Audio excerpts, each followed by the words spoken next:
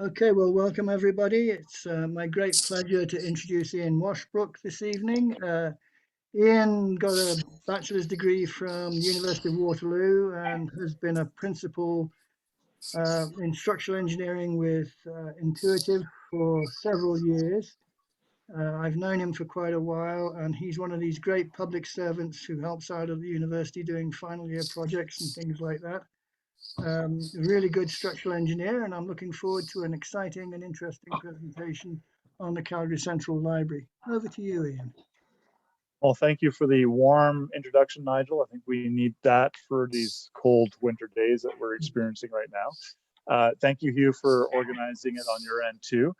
I'm pleased to present to you well, I keep on calling it the New Central Library. It's no longer the New Central Library, but that was what the project name was. It's now just called the Calgary Central Library.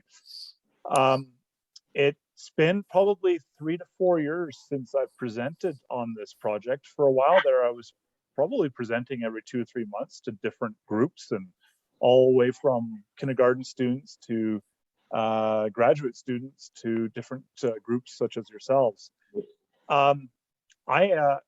Sadly, I haven't been in the library for over 2 years because of COVID. But I hear it's starting to get busy just like it was pre-COVID, which is fantastic. So this presentation is going to be fairly casual. Feel free to ask questions. I have a challenge seeing any hands up. So, interject, no problem at all. I'm happy to answer questions during the presentation, and then I'll try and leave enough time at the end for more questions.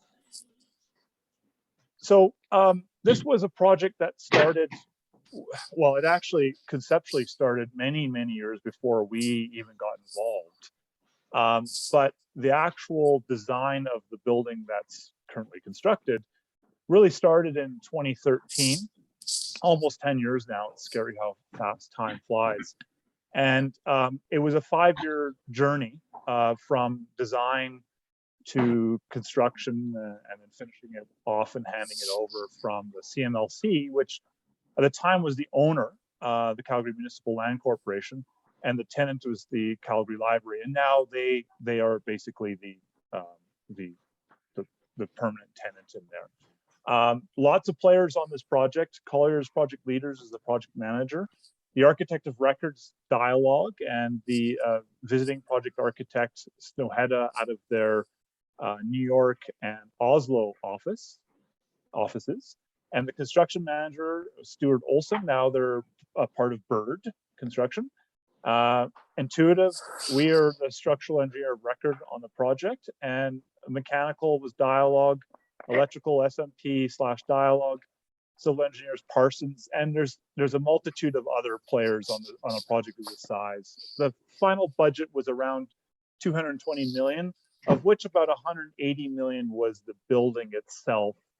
20 million was the encapsulation over top of the LRT tunnel, and about 20 million was related to just furniture, FF&E we call it, furniture, finishes, equipment such as computers, etc. So there's a bunch of milestone dates that I won't list here. Thankfully, my presentation, this is probably the only text that you'll see. I'm just getting a little bit of feedback. Maybe someone's not on mute there. So there was a bunch of milestones here, and because of the complexity of the project, there were. This guy. Could everybody mute, please? Everybody mute. Everybody mute except Ian.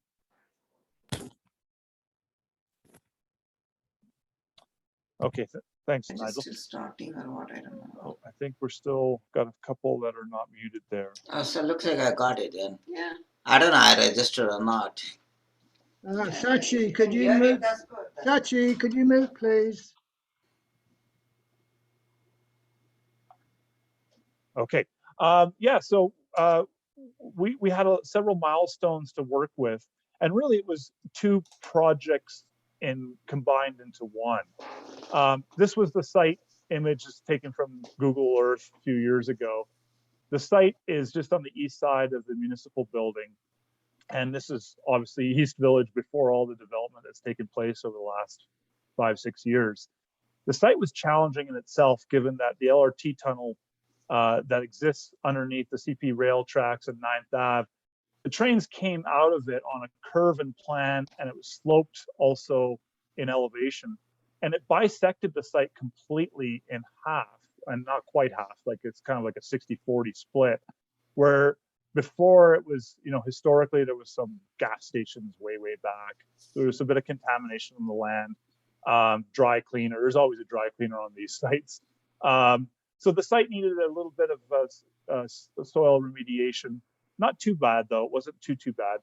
But the challenge again was this track that we had to deal with, where it bisected the site to the point where really no developer was keen on building any condo or mixed-use facility on either side, because the slivers of land were really just terrible aspect ratios, very long and skinny.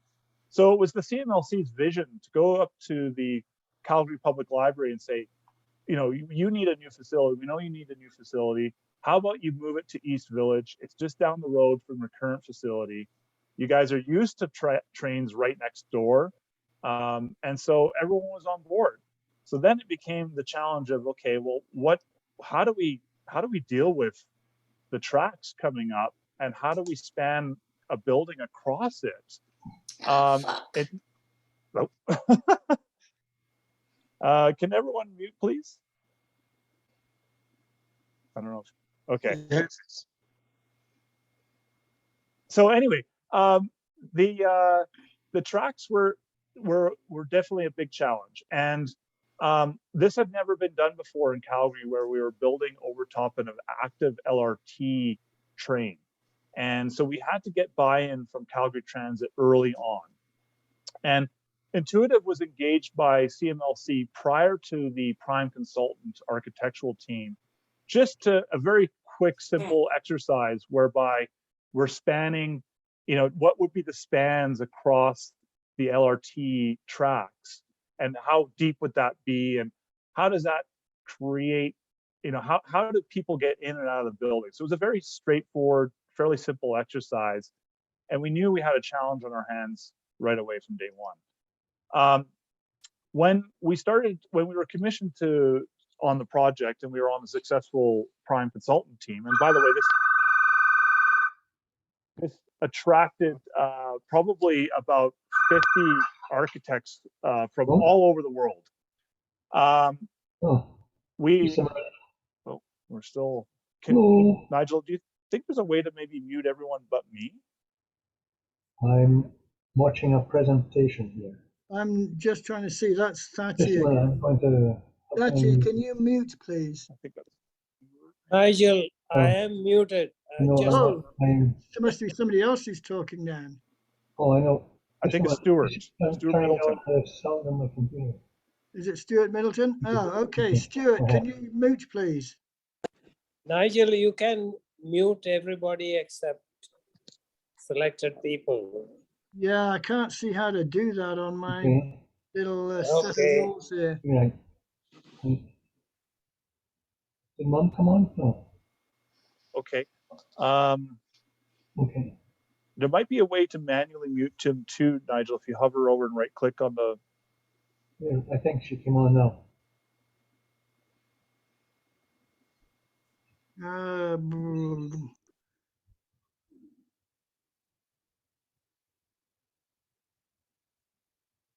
Yes, Nigel, if you just hover over Stuart Middleton, you should be able to mute it. In the top right-hand corner, there's a little blue thing. So you just go in there and mute them. And then there's Ray M and Rash Krishna. They're not muted either. So if you just go, do you see how you go into the top little? I've muted Stuart, so I'll do the others. There we go. Okay, perfect. Okay, thank you. Thank you.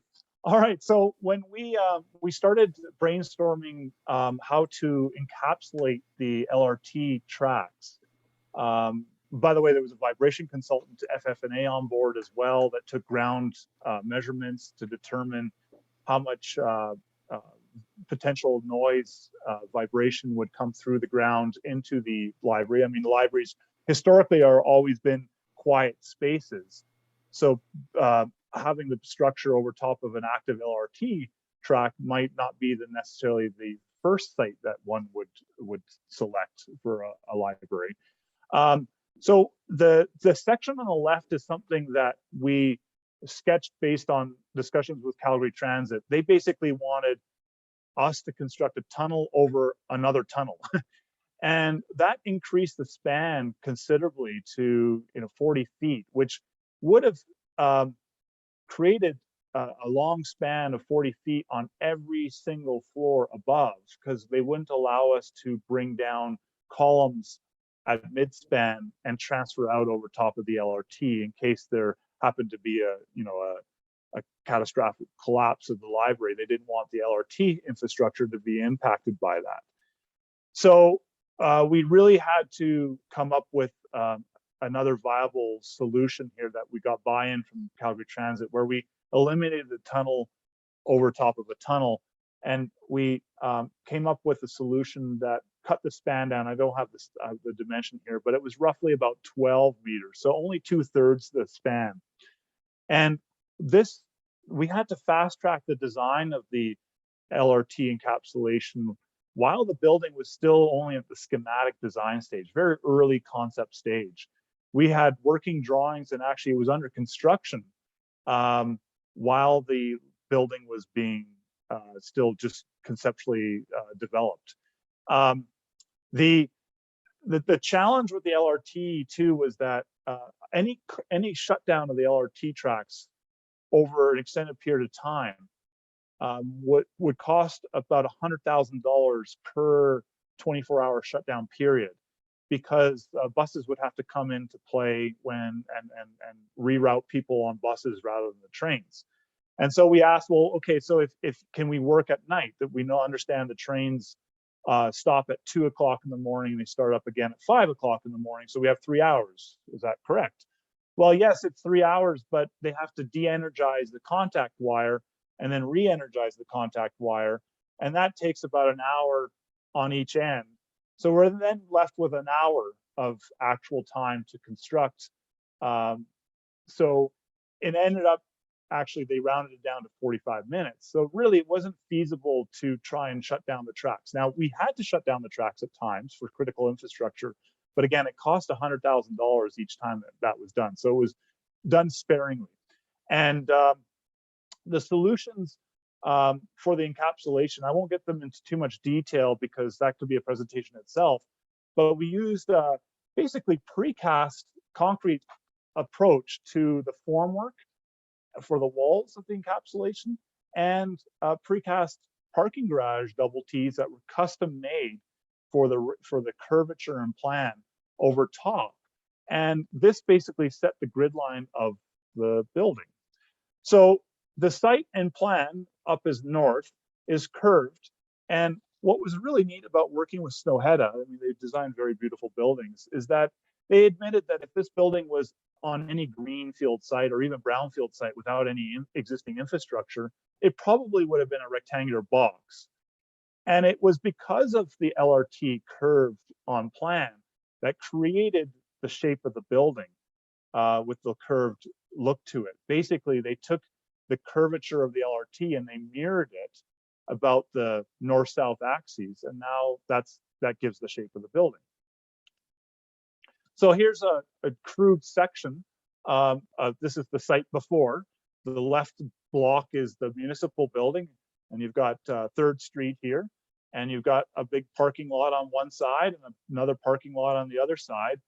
And always the challenge was, everyone knew that once we built over top of the LRT tracks, and keep in mind that the LRT line ends up being at grade at the north end, that all of a sudden you've got a building that's already more than 1 story high. So most buildings, you want the front entrance to be at grade level. And this was the big site challenge, is how to design a building where the main floor is really at the 2nd floor. So here's a video that was developed for the public, to get public engagement, to explain the site. This was done back in 2014, and it was purposely kept fairly simple and straightforward so that most of the public could understand how this was being done. There's actually, you can find it on YouTube. There's actually a voiceover, but because of the way Zoom works, you're not hearing it. So I'll just speak to it. So we put in piles, fairly large diameter board cast in place piles of 5 foot. Some of them 6 foot in diameter that were over 75 feet deep. And then we put precast panels as a single-sided form to protect the workers from the trains and to protect the trains from the workers. And the existing infrastructure was a challenge because it was all below grade and it was a bit of a rat's nest. So this gave an opportunity for Calgary Transit to bring up their infrastructure, their communication lines and power lines, and strap it to the new infrastructure so that they could service it in the future with much more ease. And then the precast panels were placed on top. So that really was the first phase of the project, and it really was a project in itself. This encapsulation, again, protected the trains from the workers and vice versa. So early days, the architect took blocks of wood and they probably used 3D printing at the time too, lots of cardboard cutouts, and started shaping and sculpting the building. And keep in mind that all this stuff was being developed when the LRT encapsulation was under construction. Then some SketchUp models were done, some very crude SketchUp models was done, where the team quickly identified that we're gonna have to span over these tracks, and we're gonna have to have fairly large structural elements to span these large distances and also support very heavy loads just from the self weight alone of the building, but also library loads are the highest, pretty much the highest category of live load you can have in most buildings.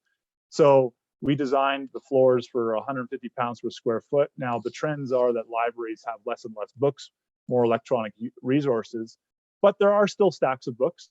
They're no longer like they were in the 60s and 70s, where the shelving units are 8 feet high and you can't reach the book at the top shelf.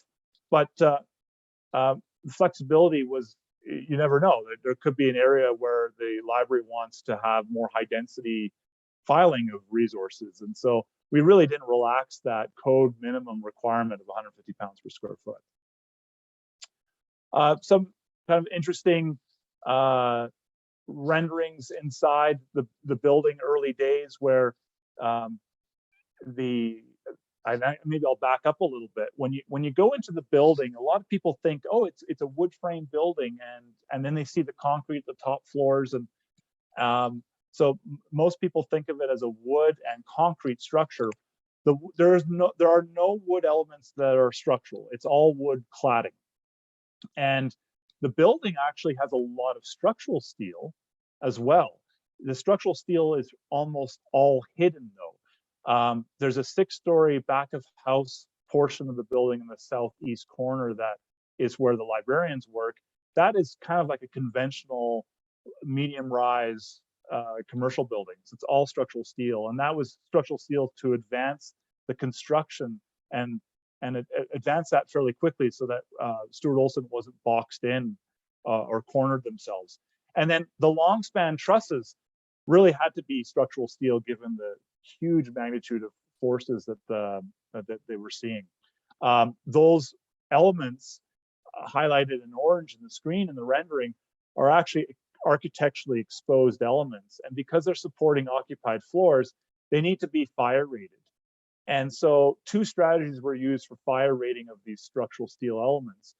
The vertical web members here are, and I don't know if you can see my cursor, I hope you can see my cursor. The vertical elements are actually encased with concrete to look like a typical concrete column.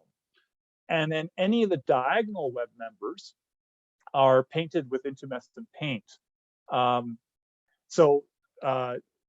Yeah, the architects, luckily, Snowhead really wanted to express those trusses in a meaningful way. the rendering started getting a bit more developed. This is the east side overlooking the St. Louis Hotel here and East Village to the right. And this is a 40 plus foot tall space that where you really can see the trusses. If you've been inside, you really can see the trusses there. And what's not shown in this rendering is the structural steel backup for the 40 plus foot tall curtain wall, the glazing curtain wall mullions. Each one of those fins weigh, they're solid steel plates and they're hung so they don't buckle, so we kept them thin. They're about an inch thick and range in depth between, I can't remember exactly, but about 18 inches deep. Each one of those fins, and there's several of them, weighs 1 metric ton. So as we developed as the architects developed their model, we started plugging things into our structural analysis software, and this is a very crude depiction of the evolution of the building. You can see the LRT encapsulation below it, and the typical grid spacing and the curvature of the LRT was mirrored on the west side, and then a nice atrium oculus space was created in the center, which allows natural light to come through and really light up that space, that wood cladding space. So back to the framing real quick. The upper floors are exposed concrete elements, and one of the challenges for the entire team is, how do you hide all the mechanical and electrical systems and the sprinklers and the fire alarm and the data? How do you hide that in an architecturally exposed concrete structure? And one of the main solutions was having a raised access floor. So the floor is an 18-inch tall interstitial space that most of the mechanical and electrical is distributed through there. And then what's interesting is that the sprinklers and the electrical for the electrical connections to the lights are actually serviced from the floor above. They poke through sleeves in the concrete slab down vertically. And the light fixtures, for instance, were integrated with the sprinkler system so that the sprinkler head, you can barely notice the sprinkler head. You really have to look carefully. It's really well integrated with the light fixture. Some more renderings. It doesn't look exactly like this. This feature stair never ended up going in this space here, but the trusses remained. Also the wood soffit. This is actually on the east side, looking west. And this is that area where I was saying was over 40 feet tall. So for just a general map here, this is actually a quote unquote man-made hill using geofoam, styrofoam blocks. We didn't want to impose any lateral soil loads on that encapsulation because we didn't have the room nor the budget to design it as a moment frame portal traditional tunnel. So this hill was put in, one of the last things that was put in. It was all geofoam lightweight blocks, and then with a waterproofing membrane on top, and then planters put in and asphalt. And the other thing too is that 5 meters of fill, we didn't want that to settle. Even if you compacted that well, it would settle over time and there'd be tripping hazards with the ramps and stairs. And this is a building that wants to last 100 years plus with very little maintenance, ideally. So you do enter at the second floor. You actually can walk down into a theater that is acoustically isolated from the track. So it's on basically isolation pads. The curtain wall mullions are also isolated. The ceiling is also isolated with special hangers that are isolated from the rest of the structure. So this is kind of box and box construction. And behind this white wall, there's a couple meeting rooms that are literally on the other side of the tracks, like maybe 3 feet, 4 feet away from the trains going by. Those are also box and box construction that's base isolated. We luckily had a client, the library, having their old library being right next to the tracks. They were okay with the vibration of the trains. And it is LRT train. It's lighter than a CP rail tracks freight train, for instance. So they were okay with a slight rumble. And the new libraries these days, they want it to be activated. You know, there's a children's playground. If you've seen it, it's really quite activated. And as you go up higher and higher in the building, there are more and more quiet spaces, and there's spaces that you can rent out for free that are quite enclosed and quiet from the rest of the noise.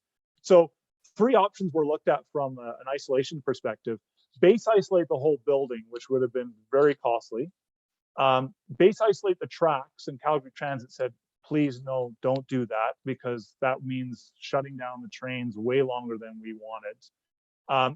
And so a very pragmatic approach was taken where we were base isolating certain areas of the library. This is actually a screenshot from our structural Revit model. We would call this an LOD 300 level model. It doesn't have every single detail, but it kind of gives a roadmap of the different structural elements. This is the 6-story. On the right-hand side is a 6-story back of house, kind of conventional commercial building, designed though to be future-proof, that if the library Calgary continues to double in size in the next 10, 15 years, they need more space. They can place books in here as well and open this up to the public and move the administration to some other site off-site. These are some of the mega trusses that I'll speak to in a little bit more after this. And then we even created a temporary encapsulation where Intuitive was engaged for construction engineering services, where we protected the workers and again the trains from this north cantilever truss system. It was a great platform that was used actually. CMLC liked to take big donors on that platform to showcase the library under construction. So it was up there for 3 years, and they needed great visibility for the LRT train operators to see the convergence of the 2 tracks at that north intersection there. Just different angles here. I'll probably skip through this here. So here's another video that Stuart Olson took our model, and then they put a 4th dimension to it. They put a time dimension to it. And this 4D model explained to the bidders during a bidding interview process how they envisioned building this building. So you see right now the 3 concrete shear walls, which encapsulate the elevators and the stairs, went up first, followed by the structural steel building, the back of house here. And then the 2nd floor was structural steel because it's all clad with timber or some other finish. So it didn't need to be exposed. Followed by the start of concrete slabs above. Then the complicated trusses needed to go in after. Continued going up vertically. Some more structural steel on the wedge portion.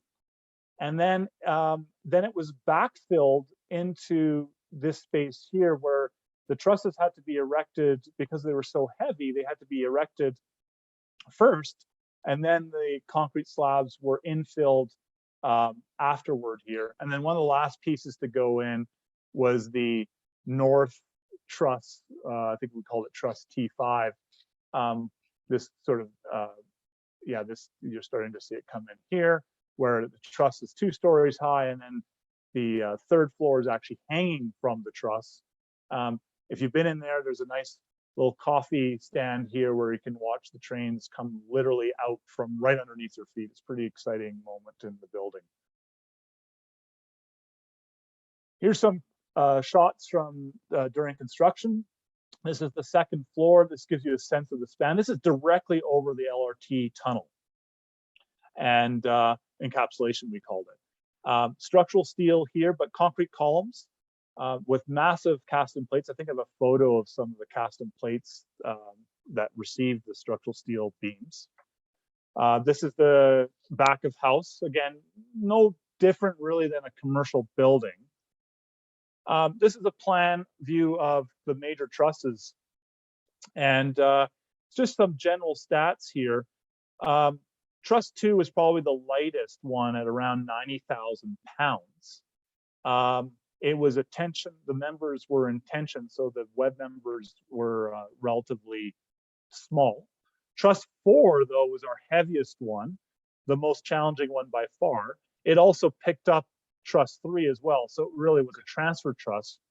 It is about 18 meters tall, that's around 60 feet tall, so 3 stories.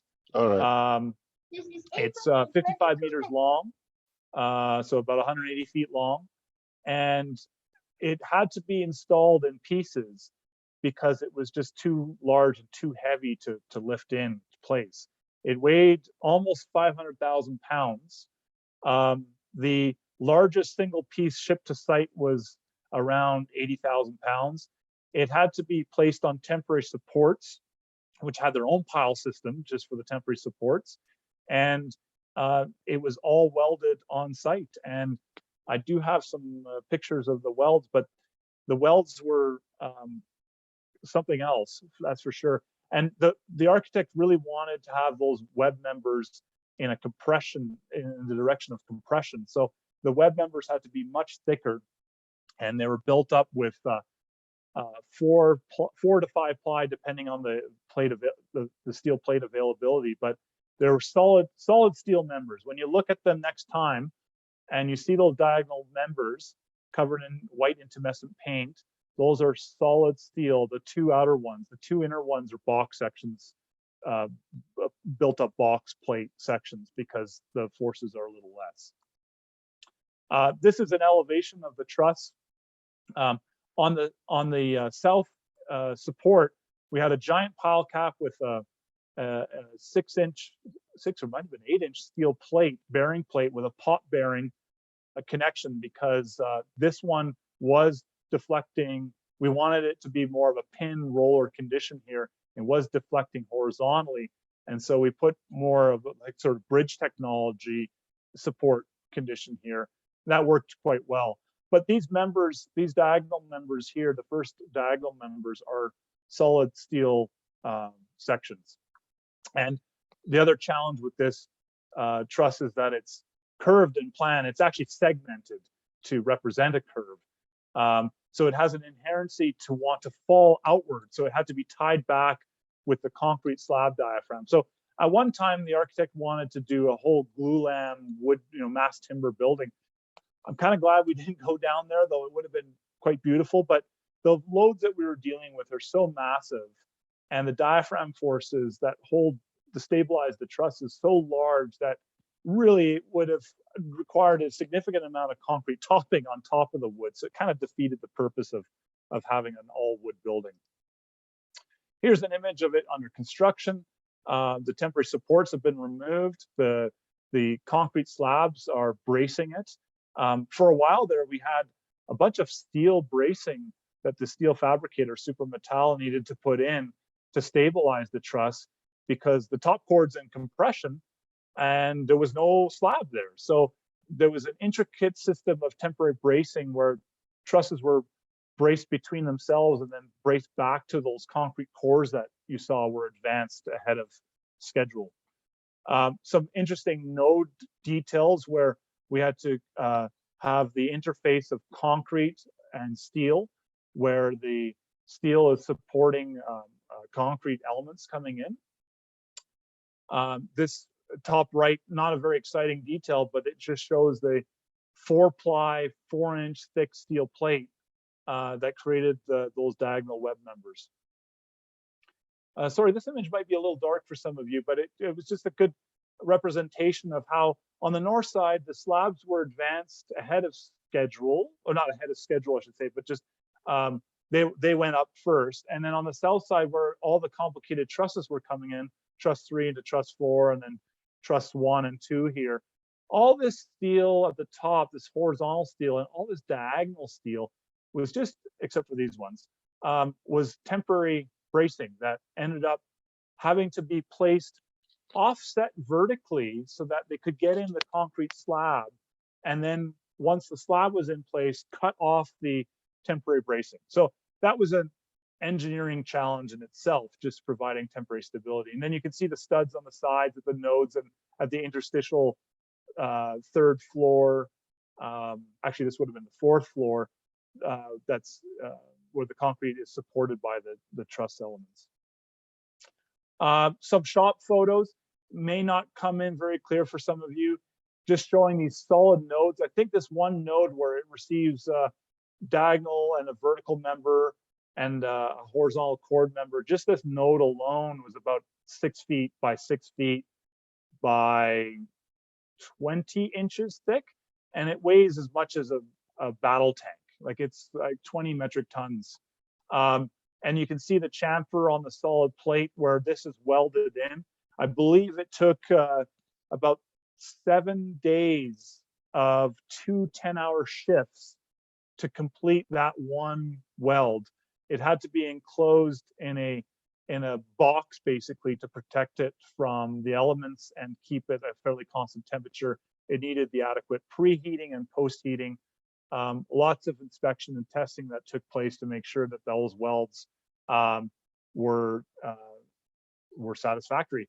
And we would have preferred to do a bolted connection, but the architect really wanted that node to be as small as possible. And I had the opportunity to work on the 9th Ave parkade across the street. It's called the Platform Parkade. Similar challenge over top of an LRT tunnel. And in that case, we did encase all the steel members in concrete, and we ended up going with a bolted connection, which is a lot simpler to erect in the field. The north end was an interesting one because it was a kind of a 3D truss. It was 2 trusses coming into a vertex, and we couldn't put temporary supports underneath it because that was directly over top of the tracks. So 2 cranes held the steel in place for, I think it was about a 24-hour period, while you can see the men in the genie lift there welding away, and then the diagonal members came in, and then the horizontal force was transferred into the diaphragm with steel plate and studs halfway down the length of the building. So some more images of the building definitely didn't look complete without that north tip, which is now really one of the most signature images of the library, where it comes to an apex with that wood soffit, cedar soffit underneath it. It's really a beautiful feature to the building. And then of course from the inside, the cafe here where the trains are going directly underneath, and this floor where the cafe is actually hanging from that truss. Some kind of boring rebar pictures, but the rebar actually was fairly straightforward, other than it was on a curve. The system consisted of concrete beams at every column line and a one-way slab. I think what was really interesting though for the mechanical engineers out there is that this building, although it wasn't sort of a net zero building or aspired to be platinum LEED, it really has some European approach to heating and cooling systems with displacement ventilation through the raised access floor and hydronic heating and cooling lines embedded in the concrete slab and the beams, actually even in the beams as well, which gives it a great ambient temperature. This is the oculus, the atrium, just some shots. This is the rendering. At the time when I did the last presentation, I don't think I had a completed photo. The actual imagery now looks very similar to the rendering.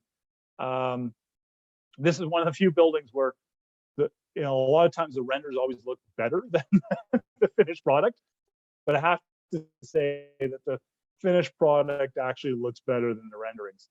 Some challenges here with the stairs that interconnect the floors. There's 3 of them. They're cantilevered off of the concrete frame, and those steel members are quite large. They're cranked, and they were dropped in from the mobile. Actually, I think it was the tower crane was able to pick those pieces up and drop it in through the atrium before the glass was installed. This is one of my favorite photos and locations in the building. It's when you come up from the main entrance, and it's sort of a ramp as you go up with the same elevation of the top of the LRT tunnel. As the trains come up to grade, the second floor continues up to kind of like a mezzanine floor level to some extent, and then it continues being terraced up to the 3rd floor.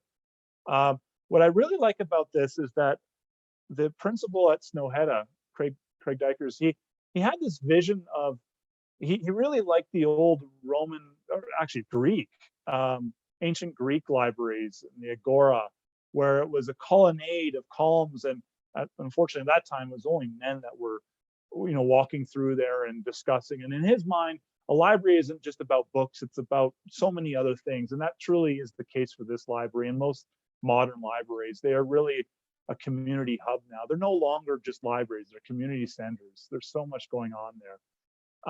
But this is a little tip of the hat to the ancient Greeks, where it's that colonnade. It just happens to be on a curve. And then I mentioned before about the children's section. If we had, can you imagine 30, 40 years ago saying, okay, we're gonna have a children's indoor playground in a library? I mean, it just would not have been even considered.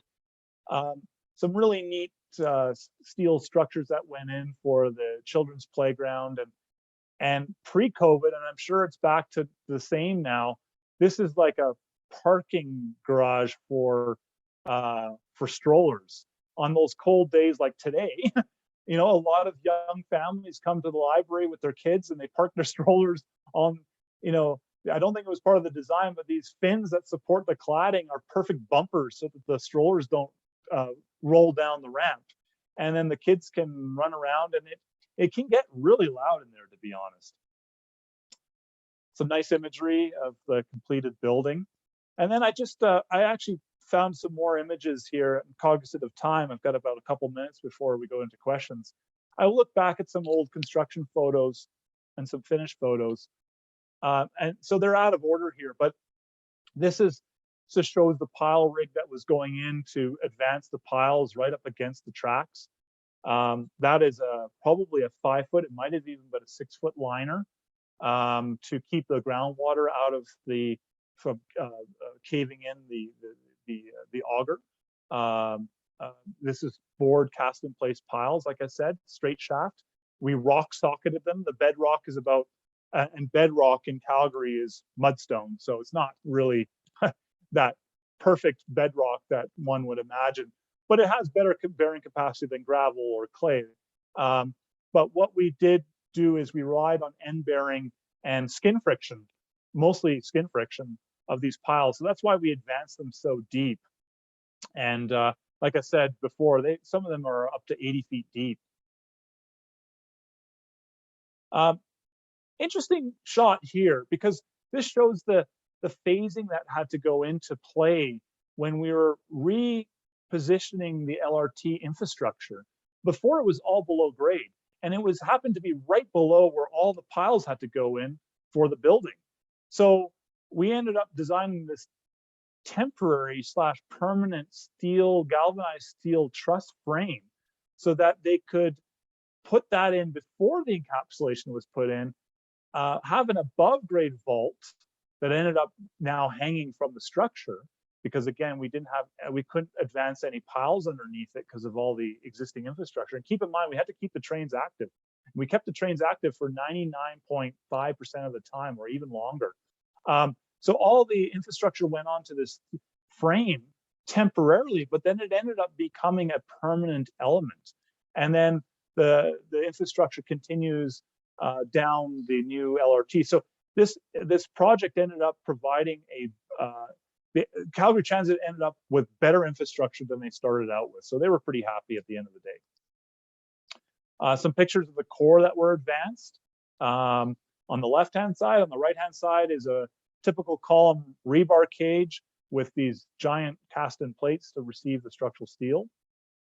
This is an image of the temporary encapsulation that was designed by us. Usually we don't get involved with construction engineering, but this one, again, it was a rat's nest of infrastructure. We put in some micro piles here, threaded between the existing infrastructure. And we designed it so that it was like a kit of parts to dismantle this, because it was like Michelangelo's Sistine Chapter. To finish that wood soffit was right underneath. So you keep in mind this north tip cantilevers out. So they had to put the panels on. Maybe they weren't lying on their backs, but it was pretty close. And then this steel frame had to be brought down in pieces. Basically, we unbolted it and it folded out like opening up like a rib cage. And that eliminated a $100,000 shutdown. So the contractor was quite happy with this sort of innovative solution to this temporary works. Here's that wood soffit. Again, why? A lot of people think it's a wood frame building because of that beautiful curved soffit that is hanging from, you know, pretty ugly fire sprayed structural steel structure. So that wood soffit alone is another engineering marvel, in my opinion. Structurecraft was involved out of Vancouver, and they did an amazing job of coming up with a very innovative system that allowed them to panelize it and to have flexibility in installing it in an X, Y, and Z direction, so that it's pretty much seamless when you're up close to it. Finished look, you know, absolutely gorgeous look to it. Over time, this is actually going to gray, cedar grays, right? Which is unfortunate because I really like the warm look to it, but over time it will gray. And the precast architectural panels here are board form, kind of a tip of the hat to the 60s brutalist architecture, but really well done. And actually the board form dimensions are exactly the same as the wood slat. So as this grays, it'll kind of blend in with the precast in the future. So some good thinking by Snøhetta*'s team on that. Another interesting shot of the temporary supports for the mega truss that went in there, and the temporary supports supporting the truss 3 and then back to the core to stabilize the truss. This is an image of one of the steel stringers, crank stringers. It's cranked in twice for those stairs that are within the atrium. And then this is the finished atrium. Most of you have probably seen it from the inside. It's a really warm feel. It's a nice touch with having the combination of wood cladding and then the architecturally exposed concrete. And I tell you, architecturally exposed concrete takes like 2 or 3 times more effort. You know, everyone says, oh, it should be fairly straightforward. It's not, because you have to think so much in advance of all the systems that come into play and keep it really, really clean. And I think that was my last image. So I went a little over time. Apologies for that, but happy to take questions. Thanks, Ian. That was absolutely fascinating. Does anybody have a question for Ian? Maybe shout rather than stick up a hand. Hugh.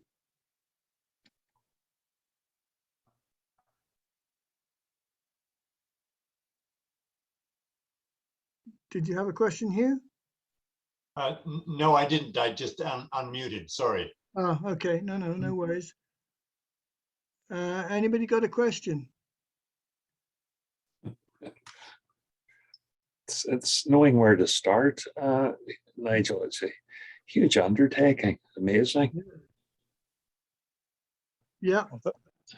So I'll throw a question at you, Ian.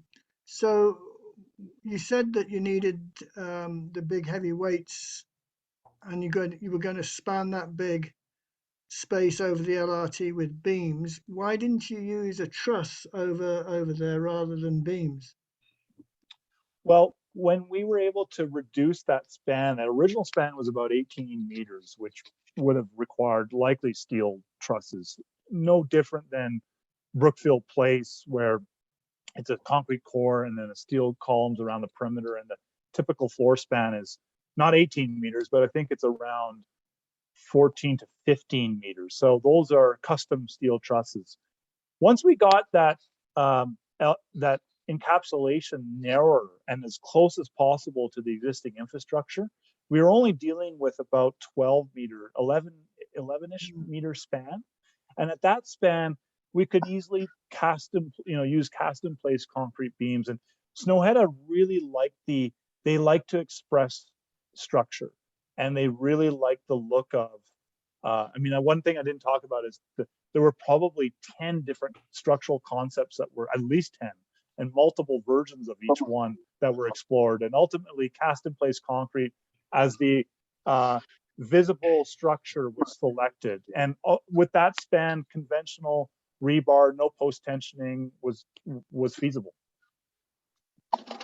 So would an arch construction, I know it would have increased the elevation, but would it have been structurally sound as well?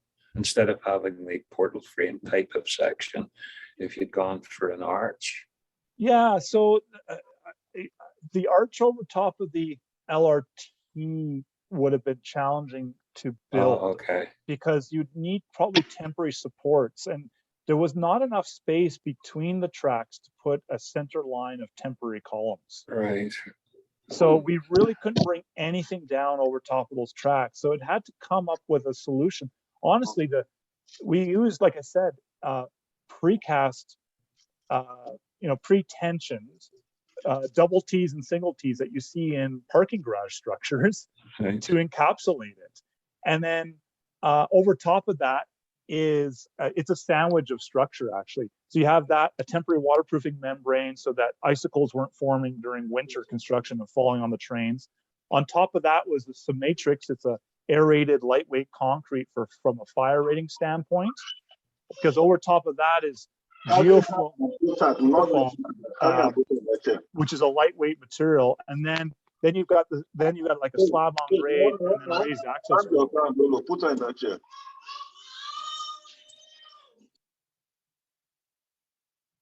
Oh, I think Alan, you were muted there. Yeah. Yeah, no, Aaron has a question that was going to be very similar to mine, and that was, where did you source the steel? But he's broadened it out a bit more about procurement. Yeah, he was interested in discussing about the steel grades and procurement. Okay, so the steel plate, most of it, well, all of the structural steel came from North American mills and primarily the U.S. Okay. And the steel plate was actually a Pennsylvania-based, because steel plate of that thickness and that quantity is hard to come by. You have to put in your order way in advance, and now it would be crazy, I'm sure. So it came from Pennsylvania, and there only was one steel plate, which was that one I showed of the pot bearing, which was 6 or 8 inches thick, that was not available in any US mill, and it came from China. And we were okay with that, even though our spec said North American steel only, because it was truly just a bearing plate. Whereas the steel plate for the trusses, they were seeing stresses in multiple directions. Mm. How did you guarantee the properties of the steel from China? Because I've had problems with Chinese steel. Yeah. Luckily, one of the engineers that helped me out on this, at one time there was a team of 8 of us working on this within Intuitive. One of the senior engineers working on this from China, I had him read the steel mill reports that were in English, but not everything was in English. So he actually said, actually this is a mill from close to my hometown, and it's a reputable firm, reputable supplier. And so the chemical composition was provided and it was reviewed with scrutiny. Again, we were a little bit more relaxed given that it was just a bearing plate. Yeah. Are there any other questions for Ian? Okay, well, hearing none, Ian, I'd like to thank you. Oh, yes, sorry, Nawani, you've got one. Ask. Unmute yourself and ask.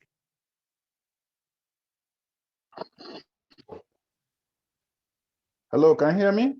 Yes, Yeah. hi, Mwani. Yes. Oh, okay, yes. Ian, I don't even know where to start. It's a really astounding project, what you guys did there. A number of questions, but let me start with the first one that comes to mind. There was the external encapsulation closer to the entrance of the LRT. And I noticed that there was some raking piles there. So what drove that? Raking piles. We actually, for all the structure, and I'm trying to remember what image you would have seen that, because all the piles that we used, I think I know what you're talking about, on the north side, where Yes, the temporary, exactly. yeah. So that actually was just braces for the encapsulation. So I can quickly flip to that image. I can find it real quick here. This image here. So these are just not this one. It's in the it looks like a Revit rendering. Oh, okay. The Revit rendering might have been a very old concept, and Okay. it wasn't necessarily built that way, because all our piles Okay. are straight vertical shaft piles. Okay. Yeah. Okay. Yeah. Okay. Yeah. Okay. Okay, then the second question is like, what software tools did you use for the analysis? I know for the complex connections, would you have used something like ANSYS, but generally for the superstructure, what tools did you use? Yeah, we use a whole suite of software packages. Good question. From a BIM modeling, we use Revit. We also use Tekla to rapidly prototype different concepts there. And the steel fabricators like to use Tekla. They take usually the Revit model, or they start from scratch and rebuild the model in Tekla. From an analysis perspective, we use SAP 2000. It's a CSI software package for the lateral and the gravity. We used a suite of concrete design packages for the concrete beams and slabs. SAFE is another CSI software package. The actual steel to steel connections aren't typically designed by the engineer record. They are designed by the steel fabricator. So they have their own software packages, and I don't know what Supermetal might have used, but some of the more complicated nodal, like those nodes, we didn't use ANSYS. We used finite element software. We used SAP 2000 to analyze that. SAP too. Okay. Yeah. Okay. Those are solids. Okay. Yeah. Okay. Great. Yeah. Thank you so much. Thank Yeah. you so much. Great presentation. Thanks, Nwani. We've got a couple more questions, Ian. One's from Leva. She says, how come the architect wanted to direct the compression members for the truss? Is it a particular direction of a member orientation they wanted to see? And That's then the answer. was the piling rig BG42, did you use segmental casing for piling, or did you extract them, or did you jump from slip form to cores? Okay, so the first question was related to the compression member. Why in compression? And actually, these are this image on the left. These members here are in compression, simply because architects get hung up on the look of the orientation of the truss. We tried to convince them that if you went with a tension member, you'd go with, would go relatively thin, half or 1/3 the thickness, because you don't have to worry about buckling, only temporary buckling during erection. It really was honestly a bit of a stubborn move by the architect, but I have to say though, there's a good story to it. And when you walk up to it, which is probably one of the most elegant trusses that you can go up to, you don't actually notice it's a truss because it's over 3 floors. You just see kind of diagonal members. They look like diagonal columns because they're so big. So there's actually a sense of scale that works in that area for some reason. But honestly, it was just, I think, partly stubbornness that they wanted to go that way, which increased the weight of the truss. So that's the first question. The second question was back to the piling. Yeah. The temporary liner was just temporary. It was pulled out. It wasn't a permanent casing. And I'm not a piling expert in terms of the means and methods of the piling rig itself, but presumably there would have been segments. Actually, no, I don't think there would need to be segments, because really we only had to sleeve down through 8 meters roughly to bedrock. Once we got to bedrock, the sleeve stopped. The auger continued down into bedrock, and the sleeve was just there to hold back the groundwater and the fines in the gravel. So really it was just one liner that could be reused on the next subsequent pile. I hope that answers the question. Was there another part to that question? Yeah, it said, did you jump form or slip form the cores? It was not jump form, not like commercial tower, because it was only 5 stories high. It was slip form. Okay, thanks. Last question then from Ram Krishna was, did you consider the use of HSS sections for the steel trusses? They don't make HSS big enough for this. So we actually created our own HSS by actually, this is the drawing here. This, what you can't see, and I apologize, I can't zoom in PowerPoint, but this is 1-inch thick steel plate that created a box section. So it's a very large member, we wouldn't have been able to use conventional HSS. Having said that, there was HSS used in the project, but more conventionally on the back of house, mostly wide flange beams, but some of the perimeter elements were HSS. But yeah, unfortunately, they just don't make, even the jumbo HSS was nowhere near the capacity that we needed for these trusses. Great, thanks, Ian. I'm going to close down now because we're past time. I'd like to thank you very much for a really excellent, interesting talk on a fascinating and intriguing project. And would like to let you know that the group has, on your behalf, funded Operation Eyesight to provide eyesight for somebody in India. And we'll send you a certificate if you could provide me with an address to do that. Thanking you for your presentation this evening. So thanks very much, Ian. Yep. Well, thank you for providing me the opportunity to present to all of you this evening. You're welcome. We really appreciate it. Thank you.